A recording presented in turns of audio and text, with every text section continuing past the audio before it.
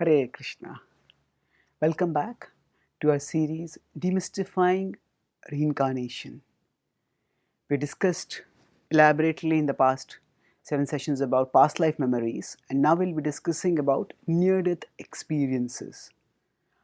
About such phenomena in general which are not easily reconcilable with the mainstream scientific worldview. One of the pioneers of modern psychology, William James, stated, "Science may keep saying such things are simply impossible, yet, so long as the stories multiply in different lands and so few are positively explained away, it is bad method to ignore them." Near-death experiences have been documented in many lands. In fact, according to many surveys, over 10% of Americans, that means 1 out of every 10 American, has had a near-death experience. Now, the word near-death experience has a specific meaning. It is not just somebody who has been near death. Rather, it has been a person who has been near death and has had some extraordinary experience at that time. So, there are people who, when they're near death, they see certain things, they feel certain things, and they return back from the brink of death and report to us their extraordinary findings.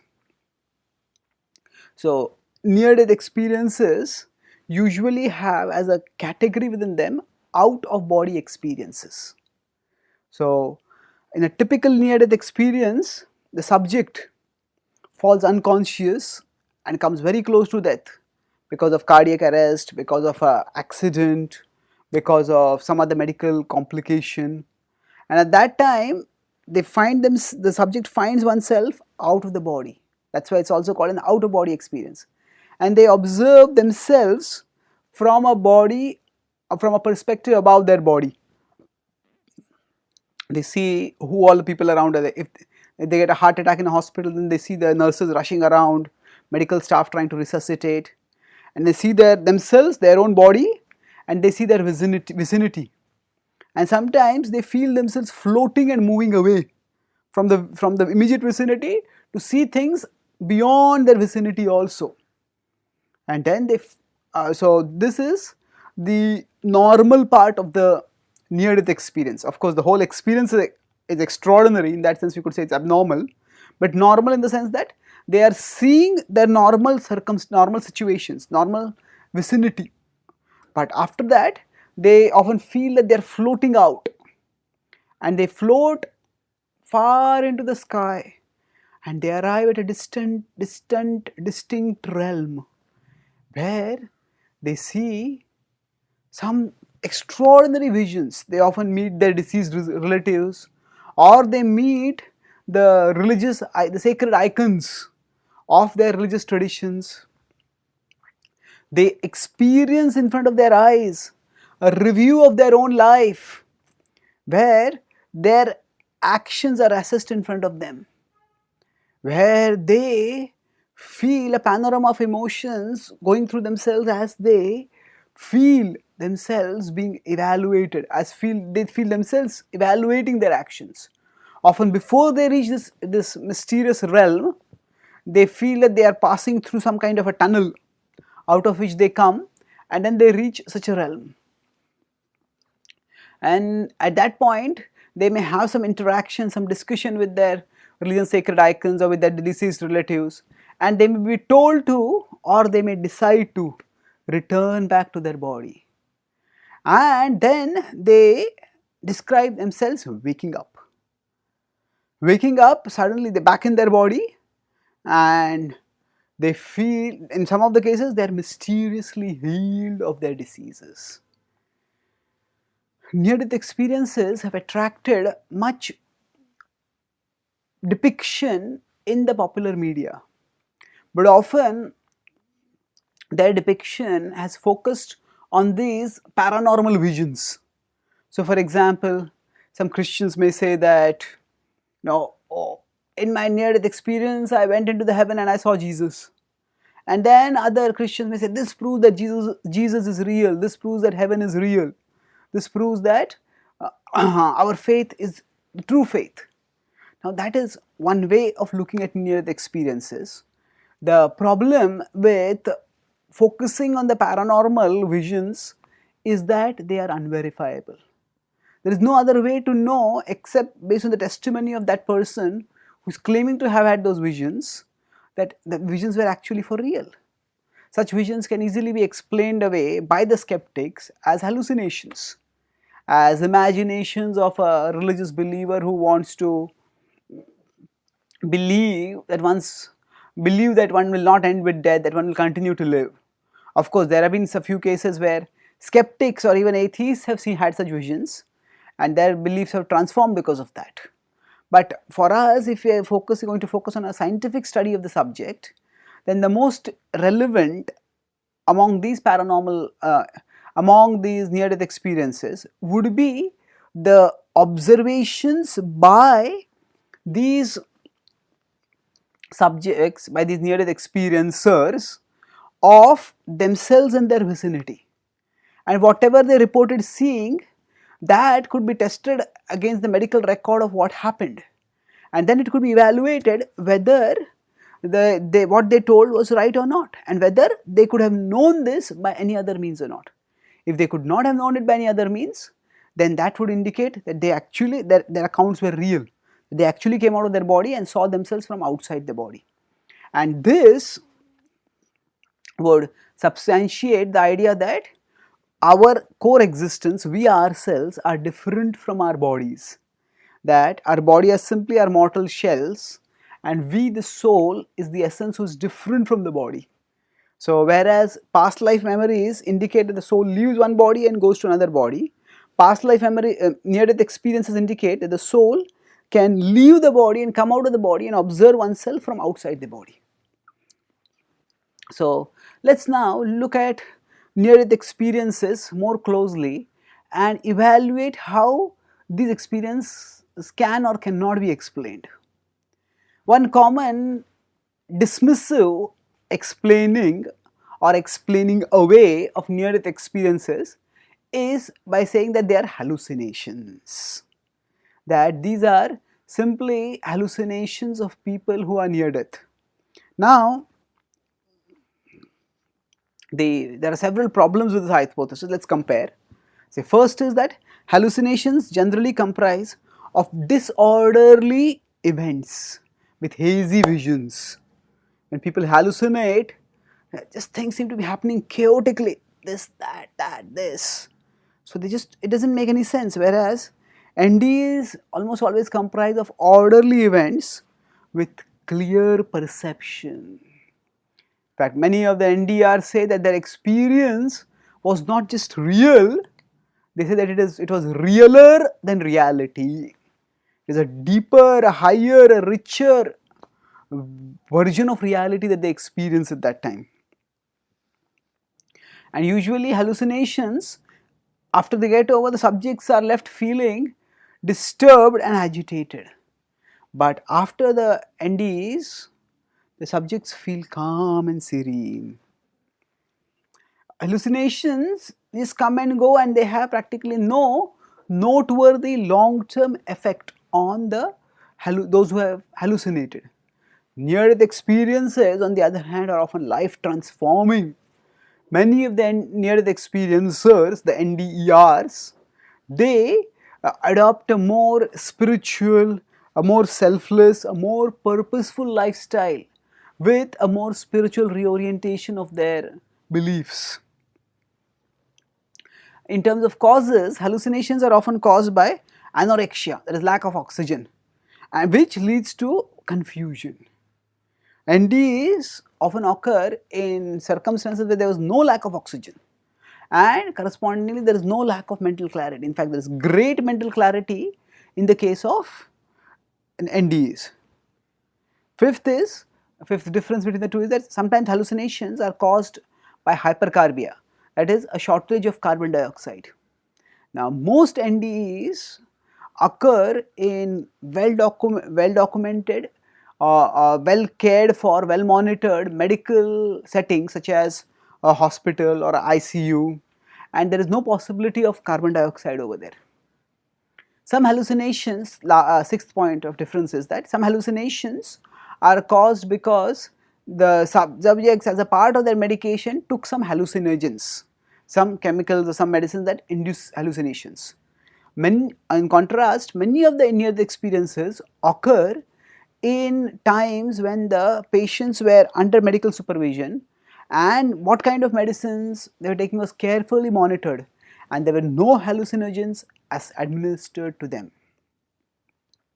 So, in the prestigious magazine Lancet, the Pim van Lommel along with his colleagues, he wrote an article about the possibility that near death experiences may be result of some chemicals or some other physiological or pharmacological explanations. And he wrote, with a purely physiological explanation for NDE such as cerebral anoxia, absence of oxygen, for the experience, most parents who have been clinically dead should report one. This means that if say lack of oxygen is the cause of NDEs, then there are so many people in so many different circumstances experience lack of oxygen and all of them don't go or don't experience NDEs. So if A is causing B, then every time A is present, B should be present. But B occurs, so A is lack of oxygen or any other such physiological, pharmacological cause, and B is the effect of near-death experiences. So even when A is present, B is often not present, and that way we cannot correlate that this, we cannot say that this is caused by this. That is a problematic cause. Now, what might these near-death experiences be exactly? How one further very strong reason that we could give for saying that these are not caused by these are not hallucinations is that in a hallucination people simply imagine things which have no coherence with reality, whereas in near-death experiences many of the subjects describe precise events, even conversations, what happened when they were unconscious, and these turn out to be accurate. So among the pioneering scientific researchers in the field of near-death experiences was Dr. Michael Sabom. He wrote several books, and one of them was Recollections of Death, a Medical Investigation. And he decided, when he heard about near-death experiences, he decided an approach that he would disprove these near-death experiences. How? By showing that they were simply guesses. He reported his method, what he would use. I would pit my experience as a trained cardiologist against the professed visual recollections of lay individuals. In so doing, I was convinced that obvious inconsistencies would appear, which would reduce these purported visual observations to no more than an educated guess on the part of the patients. So this was the explanation that he thought.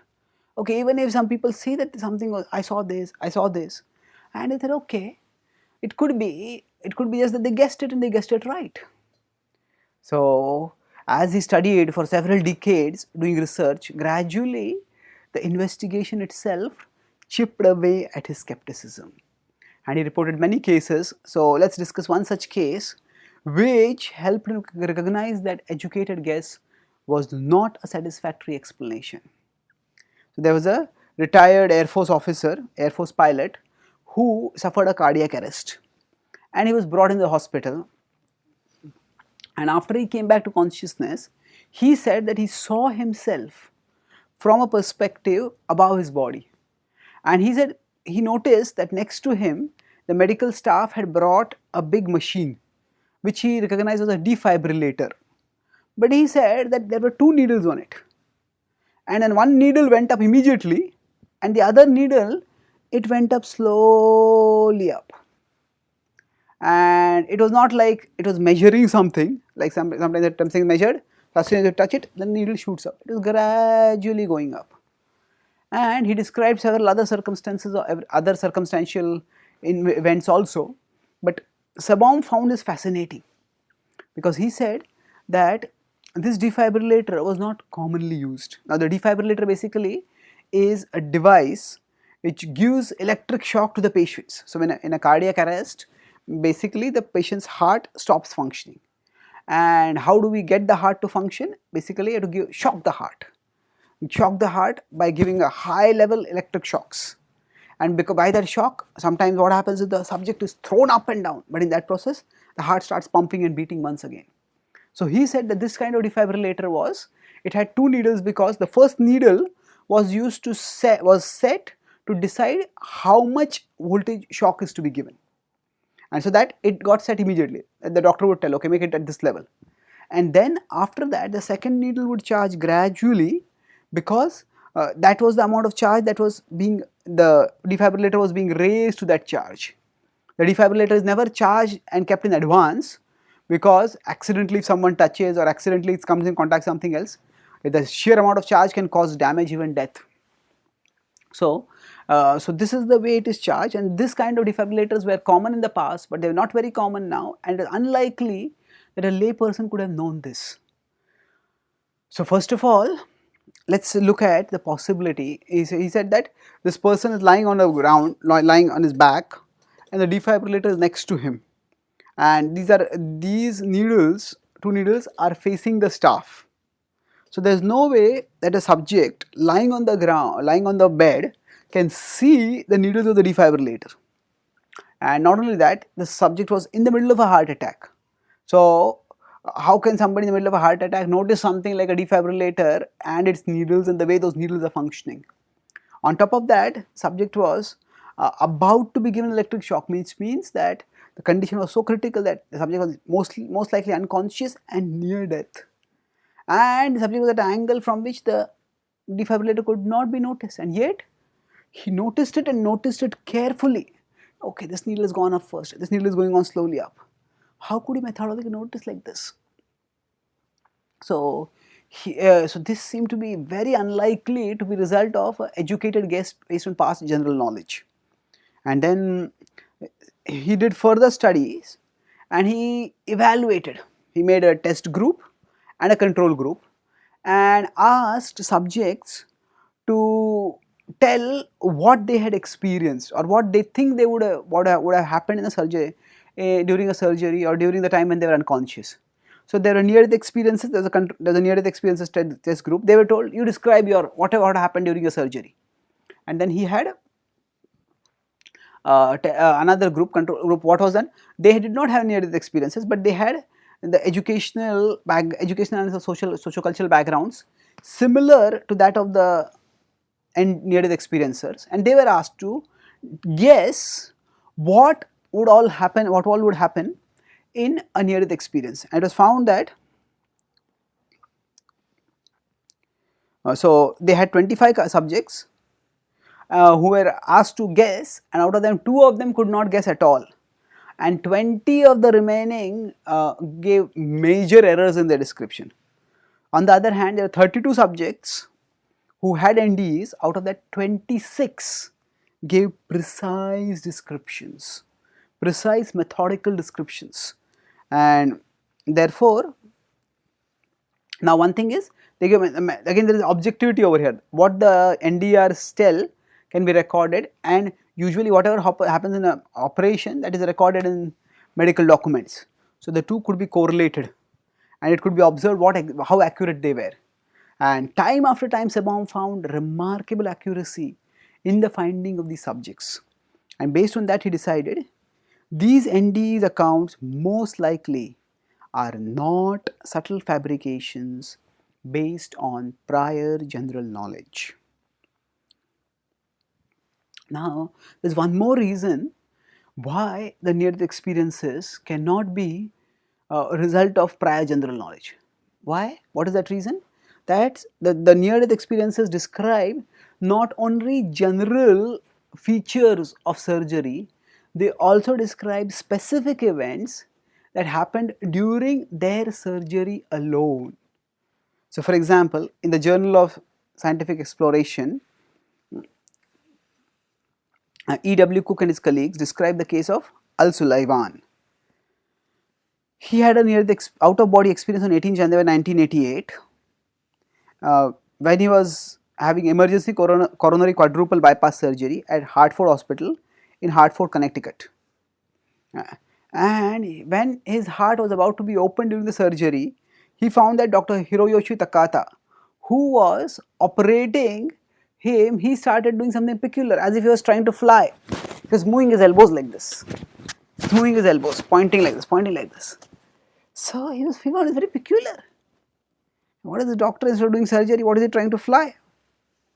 And then after the surgery, when Al-Sulaiman reported this, Dr. Takata was asked about it. Takata said yes.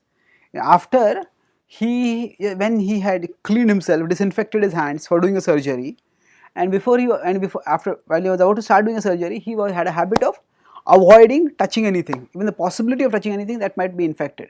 So what he would do is keep his hands tight, close together, and whenever he had to point to anyone, he would point with his elbow, take that up, pick that up, and he would point like this. That was his peculiar habit. And there's another doctor at that time, Dr. La Sala, and he said that on that particular surgery, Al-Sulaiman surgery, actually Dr. Takata had done this, pointed in this way.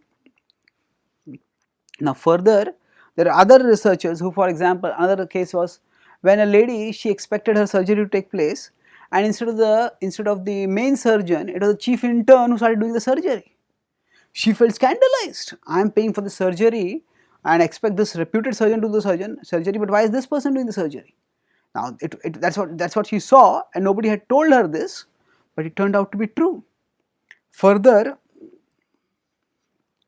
actually, this is not 1, 2 or 3, there are hundreds of cases, and there are over 107 such cases with correct perceptions excerpted from 39 publications from 37 different author teams have been summarized by Janice Miner Holden in her article Veridical Perceptions of Near-Death Experiences in the Handbook of Near-Death Experiences. So, veridical perceptions means accurate perceptions. So, this is not just 1 or 2, there are scores of perceptions which are there, which are accurate, describing not just general surgical events, but specific events during their unconscious experience, during the time when they were unconscious. And these therefore strongly counter the idea that these might be simply educated guesses. So now, if these near-death experiencers' perceptions are not educated guesses, then what might they be? Could these experiencers have been conscious and they had observed what was happening? That is a possibility which we'll investigate in our next session. To summarize, in this session we discussed what near-death experiences are: seeing oneself out of the body, seeing one's circumstances outside by the body, and then seeing oneself in a distant otherworldly realm. For the sake of verifiability, we focused on the perceptions which are seen, which can be tested and proven to be correct or wrong. And in that case, we discussed, could these near-death experiences be hallucinations? No, because they involve clear consciousness and orderliness. They leave the patients feeling calm, and they are not caused by any of the known chemical causes of hallucinations, which on the other hand involve disorderly perceptions and leave the subjects feeling disturbed. And then another reason why they cannot be hallucinations is that they involve factual perceptions which could not have come about by hallucination. And we discussed that in that case of factual perception, first explanation was hallucination, second is educated guesses. Could they be educated guesses? We discussed Dr. Sabom's study and how when subjects were asked to guess, most of them guessed it wrong, where as subjects who had near-death experiences, almost all of them gave precise reports. Discussed the retired Air Force pilot who described the defibrillator movement very methodically and clearly, something which no layperson could have known and no layperson could have guessed also. And along with general events of surgery, the subjects also describe specific events and not just 1 or 2, Hundreds of subjects have experienced this, and therefore near-death experiences cannot be caused by, cannot be explained away simply as either hallucinations or educated guesses. Thank you. Hare Krishna.